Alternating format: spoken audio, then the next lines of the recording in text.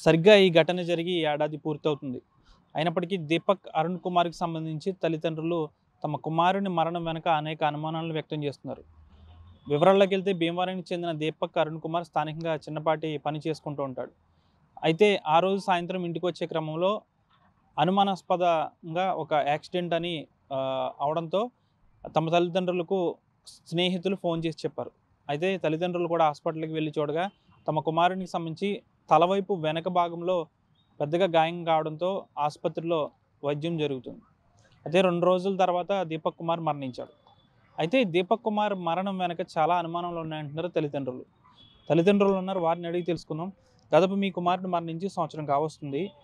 ఏంటి మీకున్న అనుమానాలు ఏంటి? అంటే సంవత్సరం కావస్తుంది కదా! ఇప్పుడెందుకు మీకు అనుమానాలు వస్తున్నాయి? సంవత్సరం నుంచి ఉందండి మాకు అనుమానం. సంవత్సరం నుంచి ఉంది. మాకు అనుమానం ఉందండి. మేము తిరుగుతున్నాము. మాకెవరు సమాధానం చెప్పట్లేదండి. హ్మ్. మేము పోలీస్ స్టేషన్‌కెళ్ళాము. తిరిగి తిరిగి మళ్ళీ అక్కడి నుంచి కలెక్టర్ ఆఫీస్‌కెళ్ళామండి.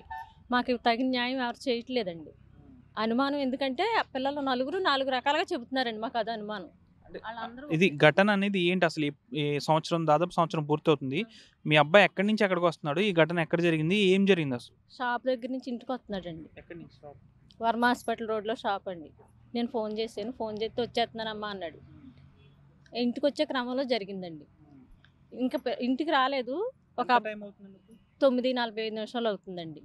9:45 నిమిషాలకి ఫోను పిల్లోడు పరిగెత్తుకొచ్చాడండి ఒక పిల్లోడు మీ ఇంటికి? మా ఇంటికి. ఏంటి అంటే నేను అప్పటికే పడుకున్నానండి. సడన్‌గా లేచేటప్పటికి దీపాన్ని పడిపోయాడు బండి మీద వెనకాల నుంచి అన్నాడు. వెనకాల నుంచి పడిపోవటం ఏంటని నేను పరిగెత్తుకెళ్ళానండి. పరిగెత్తుకెళ్ళేటప్పటికి అప్పటికే ఐసీయూలో జాయిన్ చేసేసారు ఆళ్ళు. ఇంకా ఐసీయూలో ఉన్నాడు కదా! నేను డబ్బులు అవసరమని నేను ఇంటికొచ్చేసి డబ్బులు తీసుకొని వెళ్ళేటప్పటికి చెప్పలేమంటున్నారు అది ఇది అనేసి అన్నారు. నాకు ఇంకా వర్మ హాస్పిటల్ అంటే నమ్మకం లేక నేను భీమవరం హాస్పిటల్‌కి తీసుకెళ్దామని అందులో ఒక అబ్బాయిని అడిగానండి. ఏం జరిగింది అసలు ఏంటని అడిగితే పడిపోయాడంటండి. ఎవరో లేరు. ఆడు నేను హాస్పిటల్‌కి తీసుకొచ్చామని ఇంకో పిల్లోడు చెప్పాడండి. వెనకాల నుంచి పడిపోయాడని ఒకడు చెప్పాడు. ఆడికాడే బండేసుకెళ్ళి ఆడే పడిపోయాడు. ఇంక మేము ఎవరం లేమని ఇంకొకడు చెప్పాడు. అంటే యాక్సిడెంట్ అయిన బండి మీరు చూసారా ఆ ప్రాంతంలో? చూడలేదండి. బండి చూడలేదు. బండి నేను ఉంటది కదా మరి అక్కడ. బండి లేదు. ఇంకొక అబ్బాయి కూడా నేను అసలు ఊళ్ళో లేనన్నవాడు కూడా అక్కడే ఉన్నాడంటండి స్పాట్‌లోని. అక్కడ స్కూల్ పిల్లలు చూసిన పిల్లలు చెప్పారు మాకు. ఆడు అక్కడే ఉండి లేనని మాకు చెప్పాల్సిన అవసరం లేదు కదండీ. ఈళ్ళు నలుగురు ఉన్నారండి స్పాట్‌లో. నలుగురు 4 మాటలు చెప్పారు. ఆ 4 మాటలు 4 రకాలుగా చెప్పినయి మాకు అనుమానం ఒకటి. తగిలిన దెబ్బ కూడా వెనక వైపు గట్టిగా తగిలిందండి. పడిపోతే ఈ పక్కో పడిపోతారు. ఏదో పక్కన తగులుద్ది లేకపోతే ఇంకెక్కడైనా తగలొచ్చు. అసలు ఎక్కడా లేకుండా ఇక్కడ ఒకే దెబ్బ. ఒకటే దెబ్బండి. మరి అప్పుడు కేసు నమోదు చేసినప్పుడు మీరు చెప్పారా ఎలా అని? చెప్పామండి. చెప్పినా ఎంత చెప్పినా ఆళ్ళేదో చెబుతున్నారు, వీళ్ళేదో చెబుతున్నారు. ఇంకా అలాగా ఆళ్ళు చెప్పిందే తీసుకుంటున్నారు కానండి, నాకు ఇప్పుడు మాట్లాడేంత ఓపిక లేదండి అప్పుడు. నేను మామూలుగానే కొంచెం ఇదొచ్చేసిందండి అప్పుడు. నేను డిప్రెషన్‌లోకి వెళ్ళిపోయి నేను మాట్లాడలేక ఇంకేదో ఎళ్లి కూర్చునేదాన్ని. ఆళ్ళేదో చెప్పేవారు వచ్చేసేదాన్నండి. ఇంక ఈయనే మాట్లాడేవారు వచ్చేసాను. ఇంకా అంతవరకు ఆళ్ళు మాకైతే న్యాయం చేయలేదు. ఆళ్ళేదో సరదాగా ఫోన్ తీసుకున్నానన్నారు. సరదాగా మేము ఏదో ఎక్కడికో వెళ్తున్నాం అన్నారు. అదే చెప్తున్నారు కానీ అంత సరదా ఏంటండి మా పిల్లోడు అసలు ఫోన్ లేకుండా ఒక్క నిమిషం ఉండడు. ఆ టైంలో పడిపోయే టైంకి ఆడి ఫోన్ ఆడి దగ్గర లేదు. అసలు ఎందుకు లేదన్నది మాకు అదొక అనుమానం బాగానండి. అంటే అసలు ఈ అనుమానం అంటే మీకు ఏం అనుమానం ఉంది ఇప్పుడు? ఏం చేస్తారు? ఏమేంటండి ఇదేనండి ఫోను మా అబ్బాయి ఫోను ఎందుకు తీసుకోవాలాడు? తీసుకున్నవాడు కూడా నా మూలనే చచ్చిపోయాడని ఏడ్చాడు. అసలు ఆళ్ళ మధ్య ఏం జరిగిందన్నది మేము అడగమంటే పోలీసులు ఎంతవరకు మేము అడిగాము. నేనేదో సరదాగా తీసుకున్నానని చెబుతున్నాడు అనేసి చెబుతున్నారు కానీ ఆళ్ళు గట్టిగా అడగట్లేదండి. అక్కడ అడగట్లేదు, అక్కడ చేయట్లేదని మళ్ళీ కలెక్టర్ ఆఫీస్‌కెళ్ళామండి. అక్కడ మాకు ఏ న్యాయం జరగలేదు.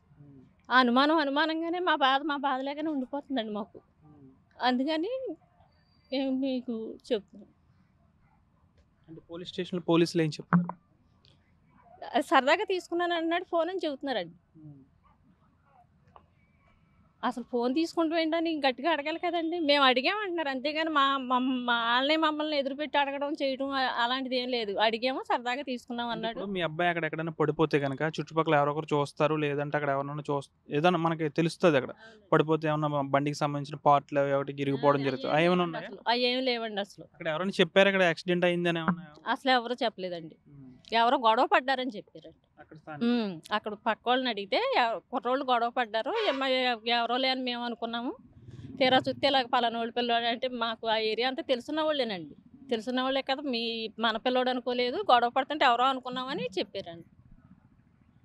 మీరేం చెప్తారు? మీ అబ్బాయి మరణం వెనక ఏమనుకుంటున్నారు? నా కుమారుడిని కొట్టి పడేశారండి. అది యాక్సిడెంట్ అని నిరూపించడానికి పోలీసులు కూడా చాలా ప్రయత్నాలు చేశారు.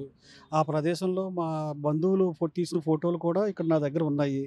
అవి చూపించినా కానీ పోలీసులు ఎటువంటి విచారణ చేయకుండానే అది యాక్సిడెంట్ అయ్యింది, మీకు ఎందుకు అన్నిసార్లు తిరుగుతున్నారని చెప్పి అంటున్నారు తప్ప పట్టించుకోలేదు. దీని మీద నేను ఎమ్మెల్యే గారిని కూడా కలిశాను. కలిస్తే ఆయన కూడా సరిగ్గా స్పందించలేదు. దాని మీద నాకు అనుమానాలు చాలా ఉన్నాయి.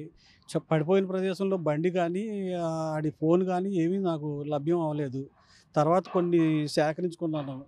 ఈ విచారణ అంతా కూడా నేను ఎంక్వైరీ చేసుకుని నేను చేసుకోవడమే తప్ప వాళ్ళైతే పోలీసులు అయితే ఏమీ చేయలేదు. అందులో ఈ కుర్రోళ్ళు తీసుకెళ్ళిన కుర్రోళ్ళలో ఒకడేమో బ్లేడ్ బ్యాచ్కి సంబంధించిన వ్యక్తిగా తెలిసింది. వీళ్ళు గంజాయి కూడా అమ్ముతారని వీళ్ళు ఈ లోకల్లో ఉన్న పొలిటీషియన్స్తో కూడా సంబంధాలు ఉన్నాయని అనుమానంగా ఉంది. ఈ 13 నెలల నుంచి నేను ఎంక్వైరీ చేసింది ఏంటంటే వాళ్ళు పోలీసులు అజమాయిషీలో జరుగుతుంది ఇది అని చెప్పి నాకు తెలిసింది. వీళ్ళకి డబ్బు కూడా చాలా ముట్టిందండి. నా బాధ మీకు మీడియా ద్వారా తెలియజేయుచున్నాను. ముఖ్యమంత్రి గారికి, పవన్ కళ్యాణ్ గారికి కూడా నేను రిజిస్టర్ పోస్ట్లో 2 ఆర్జీలు కూడా పెట్టాను. దానికి సమాధానం లేదు. వాళ్ళు ఫోన్ చేసి నన్ను అడగడమే కానీ మీది కంప్లైంట్ తీసుకున్నారా, మీకు విచారణ చేసి మిమ్మల్ని మీ సమస్య పరిష్కరించారని అడుగుతున్నారు తప్ప ఫోన్లో అడగడమే తప్ప వాళ్ళు ఏమీ చేయట్లేదండి. రీసెంట్గా ఈ మధ్య ఒక 10 రోజుల క్రితం ఎస్పీ ఆఫీస్లో కూడా పెట్టాను. దాని మీద కూడా నాకేమీ రెస్పాన్స్ మీ దగ్గర ఫొటోస్ ఉన్నాయి, ఏంటి అవి? బాబు పడిపోయిన ప్రదేశంలో చెప్పులు అలా పెట్టున్నాయండి. ఒక బీరు సీసా ఒకటి పడేసి ఉంది. బాబు తాగేసి ఉన్నాడు, పడిపోయాడు అంతేగాని ఏమీ కాదని అన్నారు. అసలు విచారణ చేస్తే తెలుస్తుంది అండి. విచారణ చేయకుండా ఏం తెలుస్తుంది? ఇవ్వండి అందులో గ్రూప్ ఫోటోలో ఒక కుర్రాడు, ఆ పక్కన కింద కూర్చున్న బాబాయ్ ఏమో నా కుమారుడు, ఒక కుమారుడు ఏమో నా కుమారుడు, అది స్నేహితులు. ఇందులో మొత్తం 5 ఉన్నారండి ఇందులో జరిగిన దాంట్లో.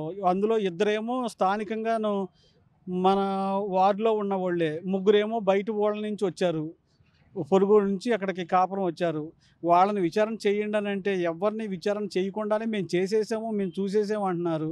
మేము సీసీ కెమెరా ఫుటేజ్లు 32 సీసీ కెమెరా ఫుటేజ్లు ఉన్నాయి కదా మన వార్డులోనూ, అవన్నీ విచారణ చేయండి అంటే మేమేం చేయక్కర్లేదు, మేము చూసేసాం, మీకు ఏం లేదు, అక్కడ యాక్సిడెంటే జరిగింది, మీరు ఎందుకు అన్నిసార్లు తిరుగుతున్నారని కూడా పోలీసులు నానా రకాలుగా మాటలు మాట్లాడుతున్నారు. అధికారుల దగ్గరికి కూడా వెళ్ళాము, మేము ఎమ్మెల్యే గారి దగ్గరికి కూడా వెళ్ళామండి. ఆయన కూడా సరిగ్గా పట్టించుకోలేదు, స్పందన లేదు. లోకల్లో ఉన్న కోల నాగేశ్వరరావు గారిని కూడా కలిశాను. వారు ఫోన్ చేసి మాట్లాడడమే తప్ప ఏం జరిగిందనేది మళ్ళీ నాకు రిపీట్గా నాకు ఏం చెప్పట్లేదు. అలాగే కనకరాజు సూర్య గారిని కూడా కలిశాను. ఒక 15 రోజుల క్రితమేమో నేను చిన్నబాబు గారికి కూడా నేను ఇచ్చాను.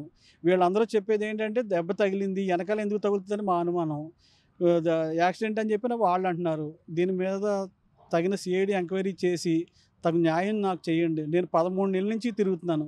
కలెక్టర్ ఆఫీస్లో ఎన్ని ఆర్జీలు పెట్టినా కానీ వాళ్ళ సమాధానం చెప్పట్లేదండి. దయచేసి నా బాధని కొంచెం మీరు అర్థం చేసుకుని నిందితులకి సరైన శిక్ష విధిస్తారని ఆశిస్తున్నాను. తమ కుమారునిది యాక్సిడెంట్ కాదని యాక్సిడెంట్గా చిత్రీకరించారని తల్లిదండ్రులు చెప్తున్నారు. అయితే దీనిపై ఉన్నతాధికారులకి ఫిర్యాదు చేసినా స్పందన శూన్యం అంటున్నారు. ఇప్పటికైనా అధికారులు స్పందించి తమ కుమారుని మృతికి వెనక ఏం జరిగింది, అసలు తమ కుమారుని మృతి పట్ల హిస్టరీ తెలియాల్సిన అవసరం ఎంత ఉందని అయితే తల్లిదండ్రులు కోరుతున్నారు. వీడి జనశేఖర్తో మనోజ్ RTV, పశ్చిమ గోదావరి జిల్లా భీమవరం నుంచి. చరిత్ర సృష్టించినోడు ఇప్పుడు ఆ చరిత్రని తిరగరాయబోతున్నాడు. అబద్ధాల గోడల్ని బద్దలు కొట్టి నిజాలను రాగా మీ ముందుంచబోతున్నాడు. నిజమైన వార్తల కోసం వెంటనే డౌన్లోడ్ చేసుకోండి రా యాప్ని.